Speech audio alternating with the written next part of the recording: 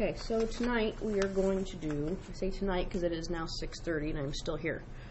Okay, so right now we are going to do section 1.3, which is talking about measuring segments.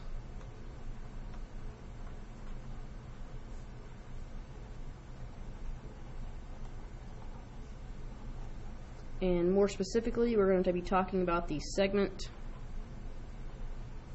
addition, which I'm going to abbreviate it, postulate. Okay, remember, postulate is something we accept to be true without proof. True without proof. Okay, we have what is called the ruler postulate.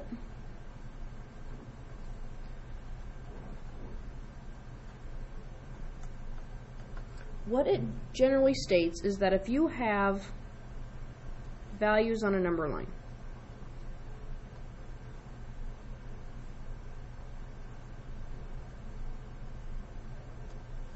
I should have made this longer.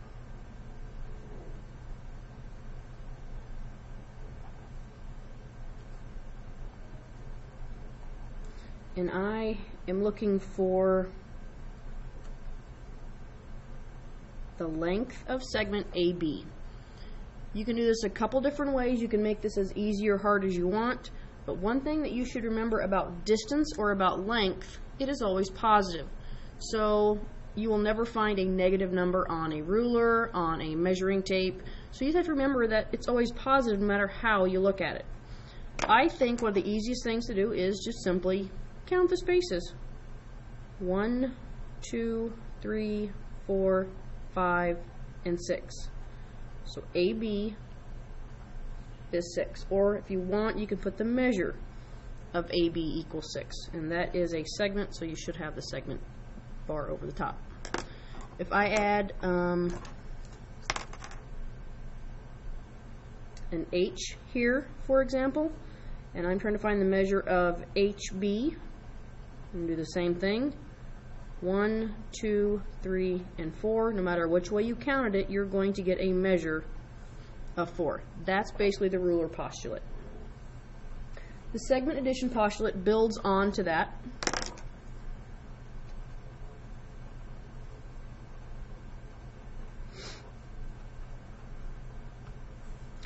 And let's use your common sense that if you have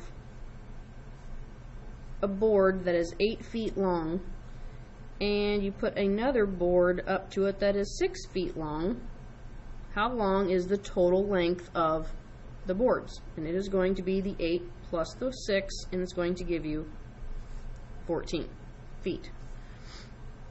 Let's say we have a measurement of a board and we know that this much of it is 10 feet and the whole length of it is 15 feet. How would you find the missing measurement? You would do 15 minus the 10 to give you the x, and you're going to end up with 5 feet. I understand you can also go 10 plus what gives you 15, but either way you look at it, you're still looking for that missing segment.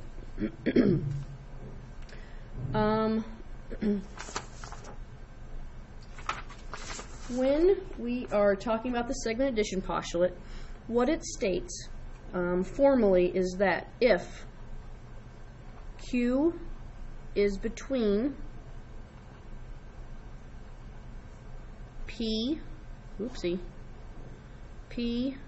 and R, then, so let's draw a picture representing that. So I have point P and I have point R, and Q is somewhere in between.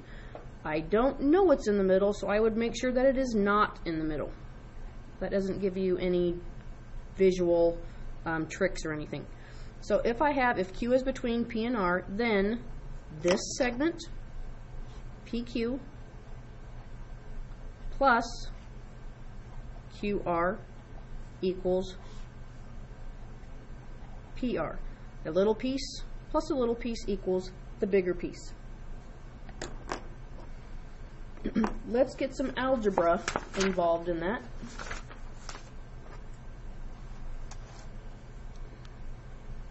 We'll make this example 1. If ln equals 32, then what are lm and mn?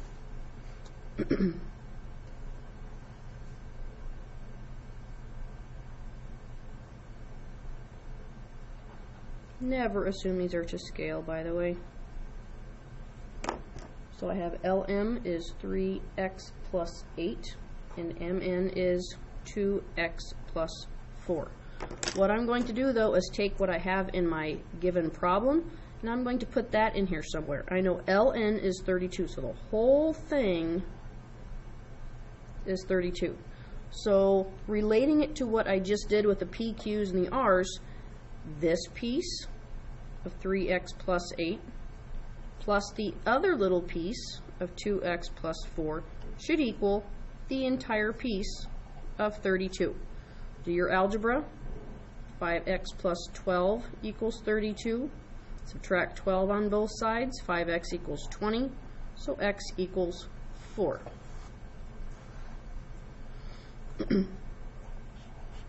That is not my final answer. I need to answer the question of LM and MN. So we are going to plug it back in, substitute. If I put a 4 in here, I have 3 times 4 is 12, plus 8, so that is 20. If I put a 4 in here, 2 times 4 is 8, plus 4 is 12. So I know LM has a length of 20, and MN has a length of 12. Check it. Is your answer reasonable? Does this plus this equal your 32? It does.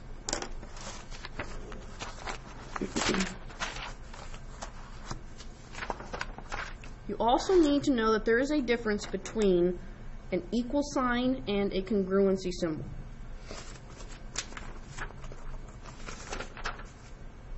If I am representing AB equal to CD, this means that the segments have the same value. And when I say value, I'm typically thinking about a numerical value or a number. Versus if I have that AB, oopsie, I'm going to try to keep this all on the same screen here. AB is congruent to CD. This means that they have the same length. So if we were talking about a number value, let's say that AB actually is a length of 5, but I'm going to use an equal sign.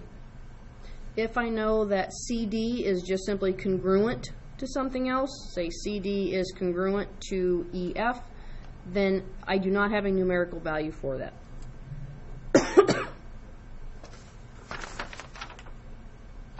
Also, what you need to look at is congruency and talking about tick marks. Now, we've had tick marks before, I believe, but if we have a segment and I see tick marks, so C, D, and E, the tick marks mean congruency. So that means CD would have the same numerical value as DE, or you can look at it that CD is the same length as DE. If we are building on that idea with algebra, so if we know those are congruent, and I have that this is 2x, so this has a length of 2x, and this piece has a length of 16, what would the value of x have to be? So I have 2x equals 16, so x would have to be 8.